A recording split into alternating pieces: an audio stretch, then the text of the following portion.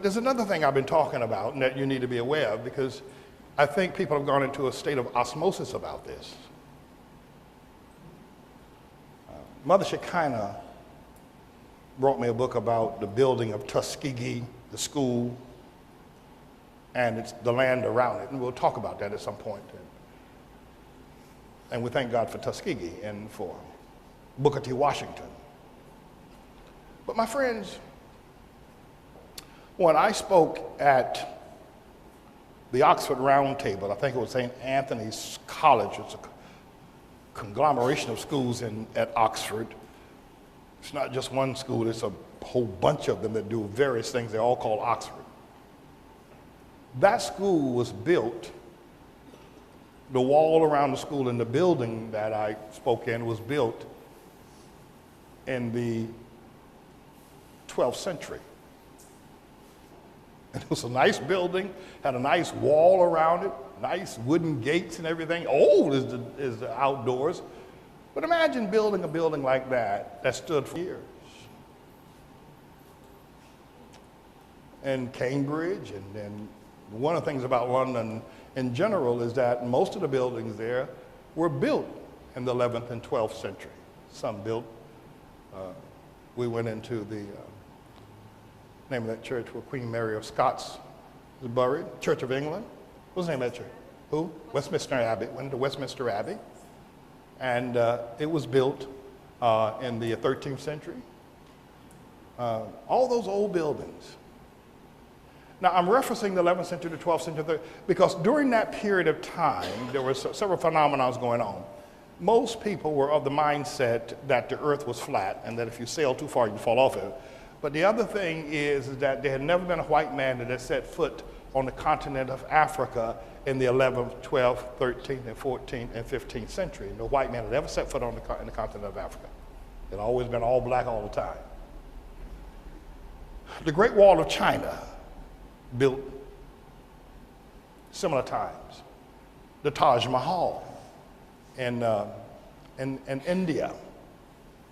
The beautiful buildings in Russia.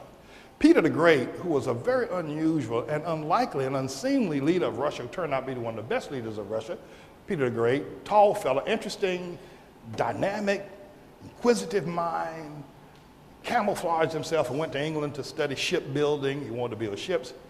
And Moscow had been the leading city on the west coast of Russia, the biggest nation on the planet.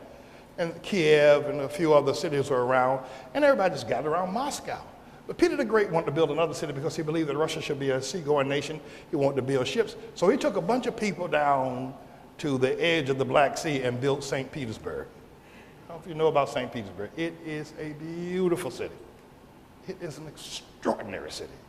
I mean, there's just, when Lenin took control of Russia after Peter the Great's death, many generations thereafter, Lenin, who wanted to rule all of Russia, changed the name of St. Petersburg to Leningrad. I don't know if you know that. You may not be interested. A little history here tonight. But after the death of Lenin, and I forget under whose leadership it was, that the Russian people said, we changed the name of Leningrad back to St. Petersburg because it is St. Petersburg, and Lenin's ego got in his way. So it's now called St. Petersburg. But if you ever get a chance to go to Russia, don't go to Moscow. Well, go to Moscow too, because it's beautiful. But St. Petersburg, this man built one of the most beautiful working cities on the coast where there was nothing there. And it is a showplace to the world. St. Petersburg. Peter the Great, great builder, shipbuilder, great leader, scientist. He was Russia's Benjamin Franklin. No white man ever set foot on the continent of Africa. You can't go to Africa and find anything that was built in the 11th century, 12th century, 13th century, 14th century. They're still standing today because nothing was ever built. You said, well, they had cities, they had the great Songhai Kingdom, there were the Mandingo, Zulus. Yeah, they did. They had large groups, tribes, but they lived in tents and they campfired. They didn't build anything. And the nations that they built all dissolved today. There's nothing there. You can go to Liberia. James Monroe gave the Talbot family millions and ships and sent them back. You go to Liberia, go to Monroeville now, they're running around there, young boys with machine guns and cutting off one another's hands. The place, they don't pick up the garbage, dead dogs stay in the street for days. The place is a mess. It's Africa. They don't know how to do nothing. Well, the white man has kept us from building. No, white man never, listen, white man was when they were building Cambridge and Oxford and England and Taj Mahal and building St. Petersburg, no white man ever been to Russia, been to Africa. It was just in 1492 that Columbus had to convince the world that if you sail so far, you're not going to fall off. Remember, the world, everybody was pretty much thinking that this is the end of it. There's not one city you can go from North Sahara all the way down to Cape Town, and there's not one city, there's not one building, there ain't nothing. Ain't nothing. And we got to come to terms with that. Some woman pointed out to me there's a rock somewhere in Zimbabwe.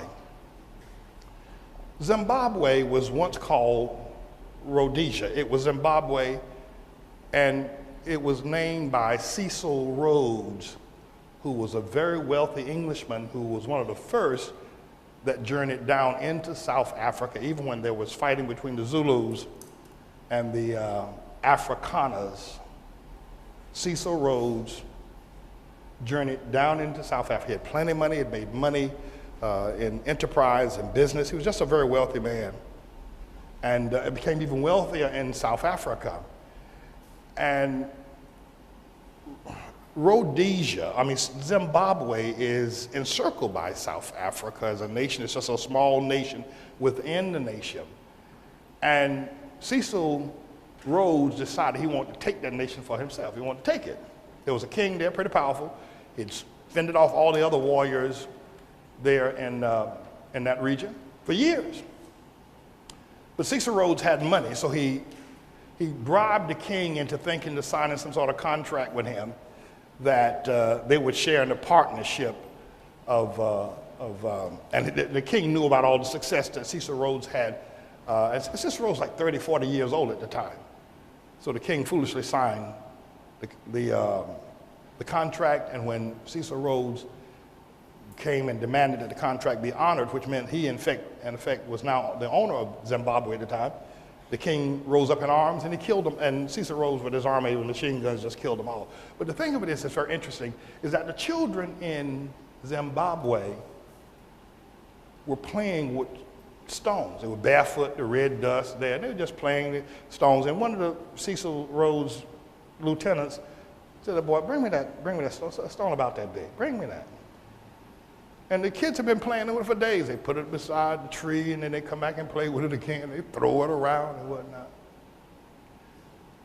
Well, South Africa, and in that region, has one of the largest, most productive diamond pikes in the world.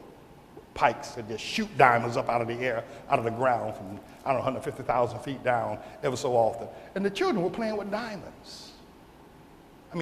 Large diamonds. But the king and the African people had no idea of their value or even what they were.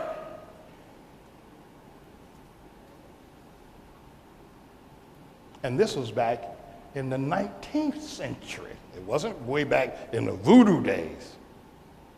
We have to come to terms with it. No matter how painful it is, you can go from California to South Africa, to Kenya, to Tanzania, and by the way, he changed the name of the country to Rhodesia. They've changed it back now to Zimbabwe. And you can't find one city that black people have built. You can find plenty of ghettos, but you can't find one city. Now, that's not pleasant. And many people will argue with me. They go, "Oh, yeah, we did build a city, but it burned down." Well, London is still standing. Hitler's Luftwaffe bombed Germany like they won't no end. There's a city in Germany called Coventry where Hitler had broken the code of, Churchill had broken the code of Hitler's military plans, and Churchill knew that the Luftwaffe, the German Air Force, was coming tonight to bomb Coventry. And because he didn't want Hitler to know he had broken the code, he allowed that city to be bombed, and they bombed it back to the Stone Age. But it was a good decision on behalf of Churchill, because they broke the code, they were able to then break the German army. But saying that the white man stopped, there ain't never been no city in Africa. There ain't nobody never built one. And we understand, well, why? Even here in New York City, even in America, there ain't no city y'all have ever built. You ain't never built no city. You ain't never built no city. And God gave you Harlem, and I tried to tell you how to hold on to that, and you ain't got no sense about that. And you need to come to terms with this. Stop this foolishness. Stop it. Stop it. You ain't never built nothing. You ain't never built nothing. That whole continent.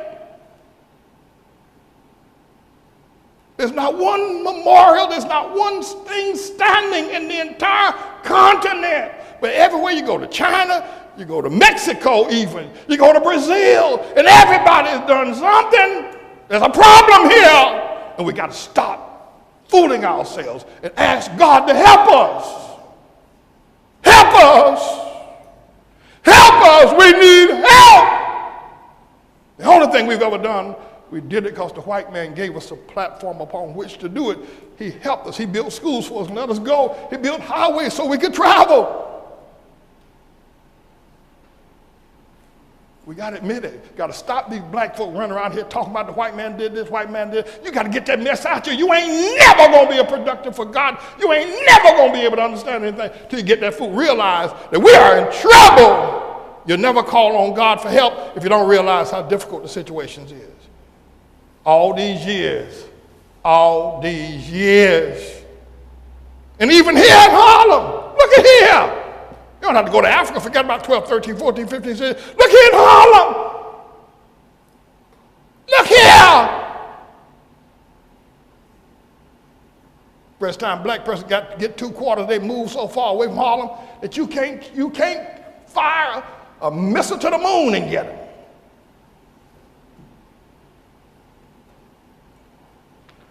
I thought I'd share those things with y'all tonight. The moment we realize, wait a minute, Pastor Man don't hate black people. He's telling us the truth. He's telling us the truth. He's telling us what's wrong with us. What's wrong with us?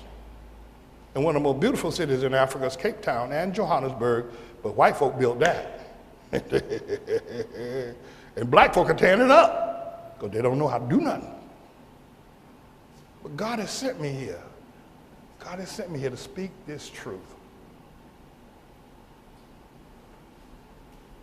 And if you're not following me, if you think that somehow or another that I'm just here to try to make black folk look bad, it means you don't want to know the truth, because you can't show me.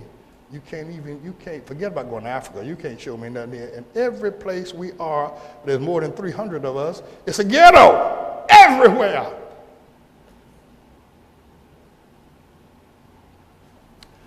All right, my friends, I thank y'all for letting me spend this time. I feel so empowered that God has given me a fresh anointing to continue this work. I'm excited. This work that lies ahead of us, I want you to understand the truth that we speak. Make a commitment. Stop that jigabooing that you're doing. All that stuff, that bad personality you got, all that's, get delivered. Get delivered.